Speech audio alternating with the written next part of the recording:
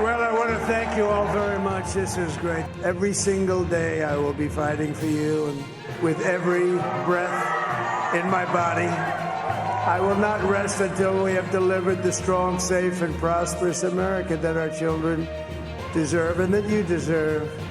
This will truly be the golden age of America. That's what we have to have. November 2024 will be remembered as a defining moment in America's history, with Donald Trump's return to the Oval Office. For many, this victory is not just a political milestone, but a pivotal event that aligns with age-old prophecies and interpretations that reach far beyond America's borders. Donald Trump's victory signals a continuation of his unique approach to politics and international relations, with a focus on strengthening alliances and standing firmly with Israel. For believers and scholars of biblical prophecy, Trump's support for Israel and his policies related to Jerusalem have already sparked numerous discussions. Last month, I also took an action endorsed unanimously by the U.S. Senate just months before.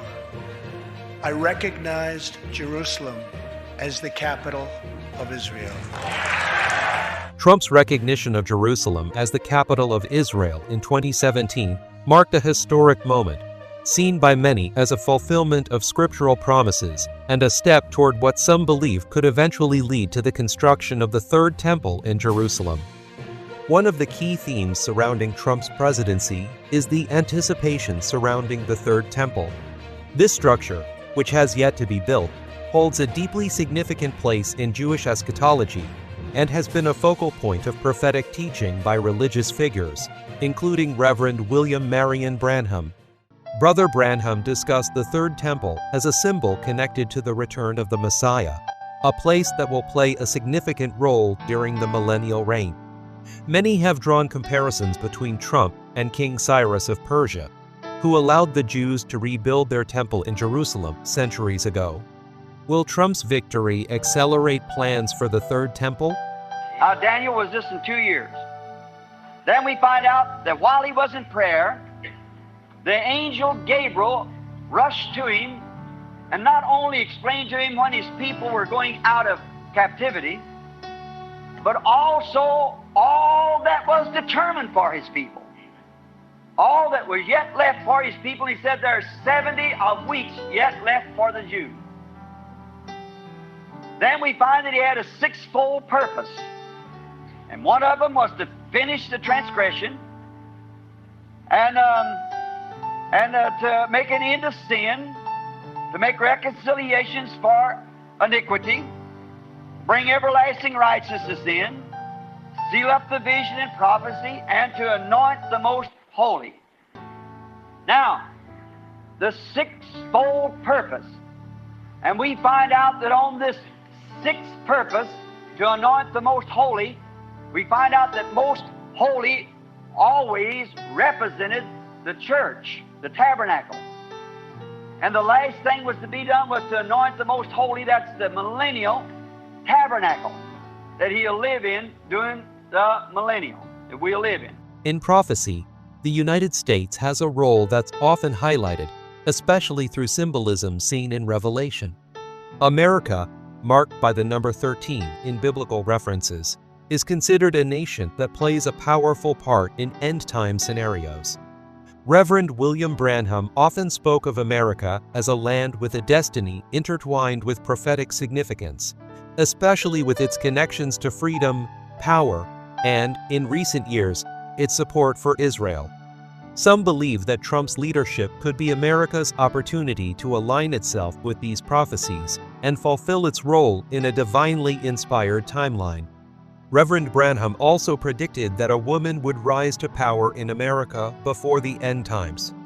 This prophecy has sparked debate, especially with Kamala Harris having served as vice president. Some saw this as a partial fulfillment, suggesting that the prophecy could mean a vice president or a president, while others believe her role may evolve further. Now, I predicted and said I saw a great woman stand up, beautiful looking, dressed in real highly royal, like purple. And I got little princess down here. She was a great ruler in the United States, perhaps the Catholic Church. A woman, some woman. I don't know it'll be the Catholic Church. I don't know. I can't say. The only thing I seen a woman. That was all. But this is a woman's nation. This nation is number 13 in prophecy. She's got 13 stripes, 13 stars. She's started with 13 colonies, 13, 13. Everything's 13. Appears in the 13th chapter of Revelation.